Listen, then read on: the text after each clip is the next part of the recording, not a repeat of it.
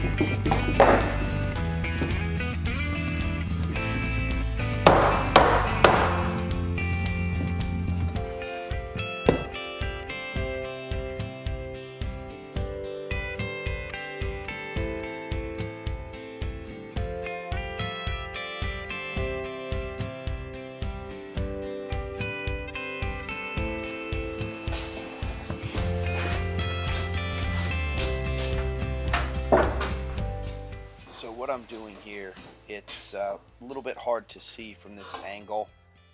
I thought this angle was going to give you a real good, parallel view to what I was doing, but it's down just a bit much.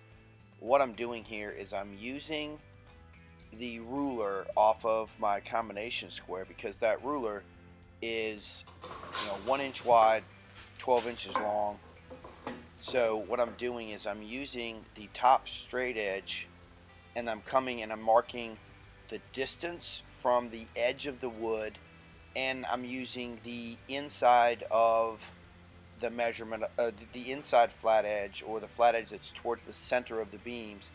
That way I can just put my dot there and I can drill there, and I know the center of that hole is going to be 1 inch from the edge. And what I can do then is I'll skip through a lot of this for you guys, but you can see the process I'm doing here.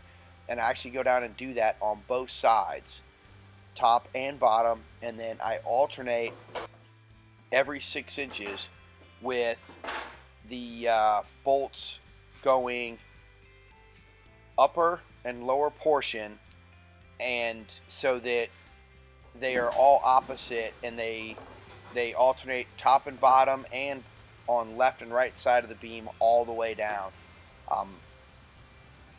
I don't know how well you're actually going to be able to see this, but you'll see some other pictures of it later on. And I'll now get back to me not doing weird, strange voiceovers.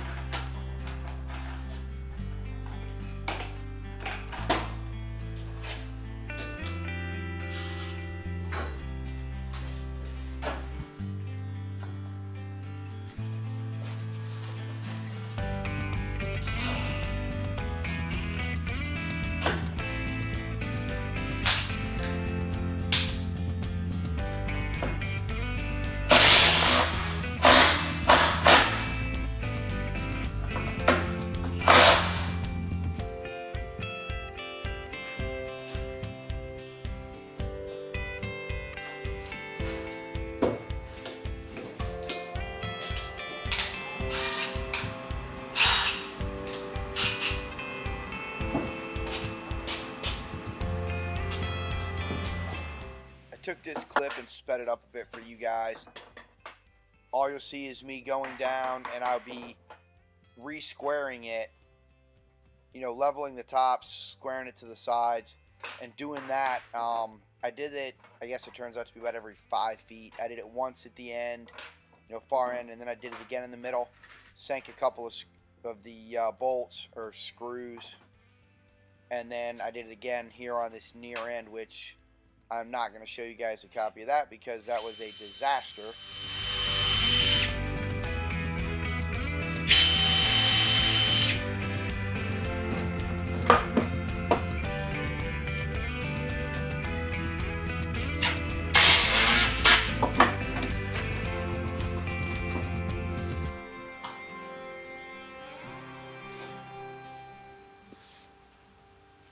Here you go. It's got a pretty good shot here, doing top, bottom, about 1 inch off. I'm not being too exact, being that these aren't going to be visible. So, you know, one of those things, if you're within a 1/4 inch, especially if you err a little bit towards the center instead of going to the outside, you'll be okay. Going through, drilling those holes out, making sure I get all of the wood out of the hole, since I got the you know, the drills the bits undersized for the shank. So a lot of them I do twice. Anytime I think there might be some sawdust down in there, I'll get it out. Go through, do those all the way down to the end, and then I went in and I just pre-stage all of the lag bolts. I know I keep switching between bolts and screws, but all the lags, pre-stage them all in, and then go through with the impact and just hit them all in. This was the first time I had used my new 20-volt DeWalt's. I got the brushless impact and the brushless hammer drill. I am impressed with both, especially that impact. I'd never had a lot of time on an impact, but, you know, watching everybody else just zip screws right into wood, I said, hey, you know what, I should probably try that, and I'm very happy with the way it turned out. This is the end of day 1. I would like to thank you guys for sticking around, and I'll get day 2 out here shortly.